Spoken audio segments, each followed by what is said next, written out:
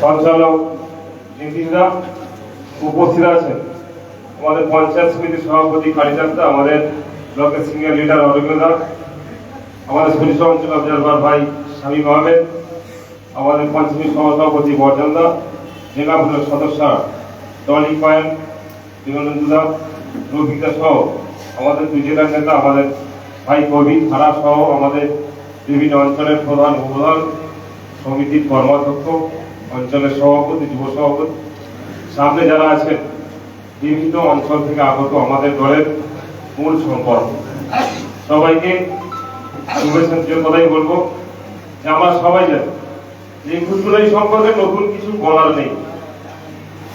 এই 21 জুলাইয়ের গুরুত্বটা আমাদের সবার কাছে আরো বেশি, এই কারণে গত 2 বছর আমরা কোভিড বিধির জন্য পালন করতে পারি।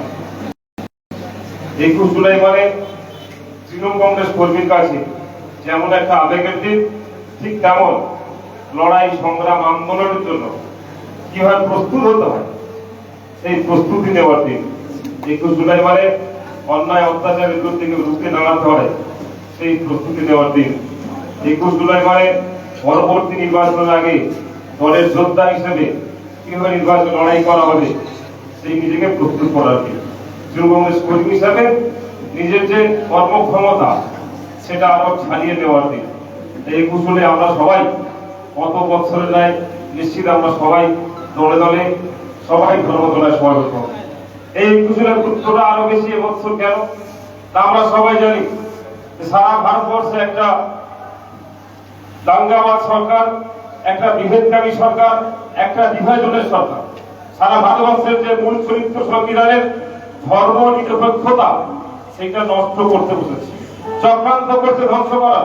যদি আমরা সংগঠিত ভাবে বিভিন্ন রাজ্যের বিরোধী রাজনৈতিক দলগুলো নেত্রী মমতা বন্দ্যোপাধ্যায়ের নেতৃত্বে সমবেত লড়াই করতে না পারি, তাহলে আগামী প্রজন্মকে আমরা আজকের যে ধর্মনিরপেক্ষ ভারতবর্ষের কথা বলি, আগামী দিনে আমরা সেইটা দিতে পারবো না। কারণ সেই চক্রান্ত বিজেপি সরকার চালাচ্ছে, বিজেপি দলটা চালাচ্ছে।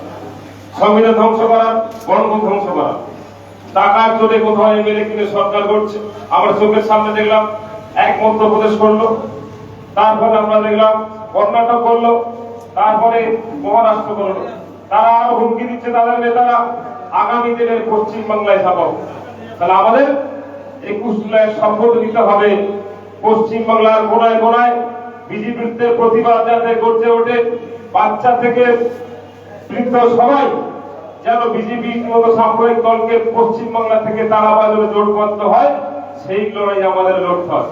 কারণ আজকে ভারতবর্ষে আমরা দেখছি শুধুমাত্র তৃণমূল কংগ্রেস ছাড়া আর কোন দল বিজেপির বিরুদ্ধে সংগঠিত হতে পারছে না।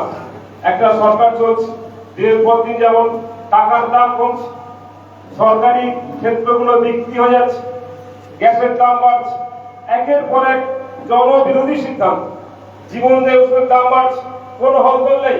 আর মোদী সাহেব কি করছে, কোথাও 5,000 টাকার ব্রোঞ্জের মূর্তি লাগাচ্ছে, 20,000 টাকার সংসদ ভবন তৈরি করছে, 8,000 কোটি টাকা দিয়ে বিমান কিনছে।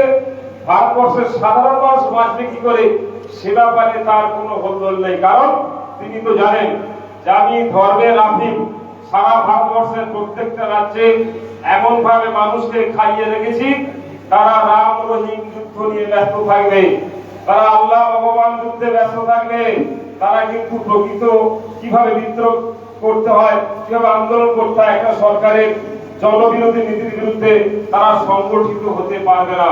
তাই এই জায়গায় আমাদেরকে সবাইকে এক হতে হবে। 21 জুলাই পরে পঞ্চায়েত নির্বাচন, তারপরে লোকসভা নির্বাচন। যদি আমরা এই 21 জুলাই শুধু ধর্মতলায় জমায়েত করি দল সমৃদ্ধ, এটা প্রমাণ হয় না। আমরা বুথে বুথে যখন গাড়ি করে বেরোই, তখন বুথে একটা ছবি তৈরি হয়, যেই বুথের সব লোক ধর্মতলায় যাচ্ছে, তৃণমূল কংগ্রেস সংগঠন অনেক মজবুত। রাস্তায় যখন সামনে গাড়ি যায়, তখন মানুষ দেখে তৃণমূল কংগ্রেসের লোকেরা লাখো লাখো লোক ধর্মতলায় যাচ্ছে। বিরোধীদের শক্তি, বিরোধীদের লড়াই করার ক্ষমতা অনেক কমে যায় আমাদের উন্মাদনা দেখে। তাই সেই দিনটা আমরা সেভাবে পালন করবো, যাতে আগামী দিনে বিজেপি দল পশ্চিমবাংলায় যে ভিন্ন চক্রান্ত করে এগোচ্ছে, সেই লড়াই করে আমরা সেইটা রুখে দিতে পারি। আমাদের ভাবতে হবে আগামী দিন, আমাদের হয়তো ভাবছি পশ্চিমবাংলায় কোনো দল নেই, কিন্তু আমাদের ভাবতে হবে তারা চুক্তি মেনে বসে আছে, ঘরে বসে বসে ষড়যন্ত্র করছে কি করে তৃণমূলের বিরুদ্ধে লড়াই করা যায়। সিপিএম, কংগ্রেস, বিজেপি তারা কিন্তু বর্তমানে সব এক মেরুতে লড়াই করছে। আপনারা দেখবেন কোন ঘটনা ঘটলেই সিপিএম যে ভাষায় কথা বলে, কংগ্রেস সে ভাষায় কথা বলে, বিজেপি সে ভাষায় কথা বলে। তৃণমূলের বিরুদ্ধে ওরা কিন্তু এক সারিতে দাঁড়িয়ে আছে। যে কোনো সময় বিজেপি বলতে পারে সিপিএম ভোটটা বিজেপি নিতে পারে, আবার বিজেপি ভোট সিপিএম কে দিতে পারে।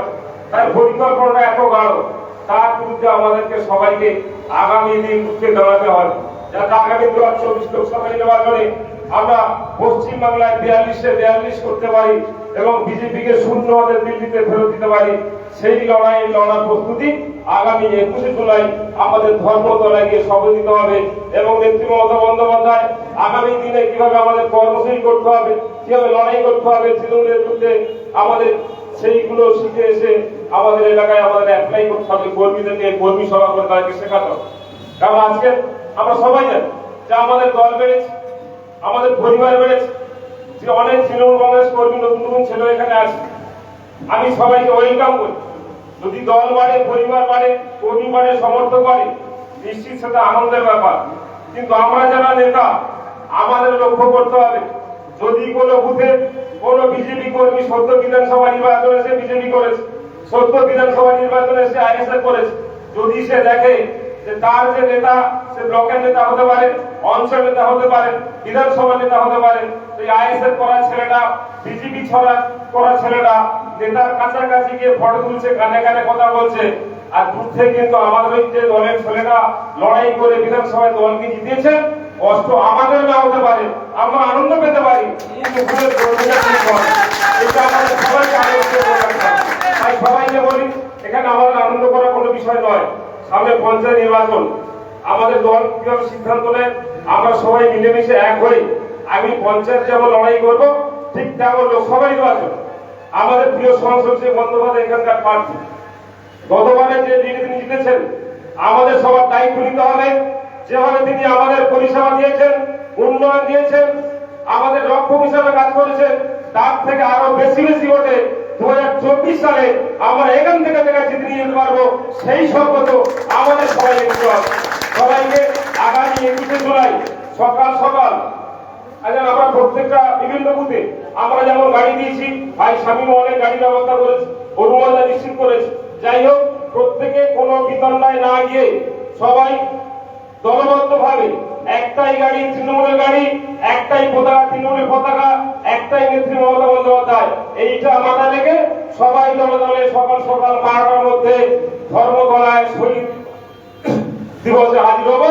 সবাইকে সেই আহ্বান করে আমার ছোট্ট কথা এখানে শেষ করলাম। জয় বন্দে মাতরম, তৃণমূল জিন্দাবাদ, তৃণমূল জিন্দাবাদ, আমার প্রিয় নেতা অভিষেক বন্দ্যোপাধ্যায় জিন্দাবাদ।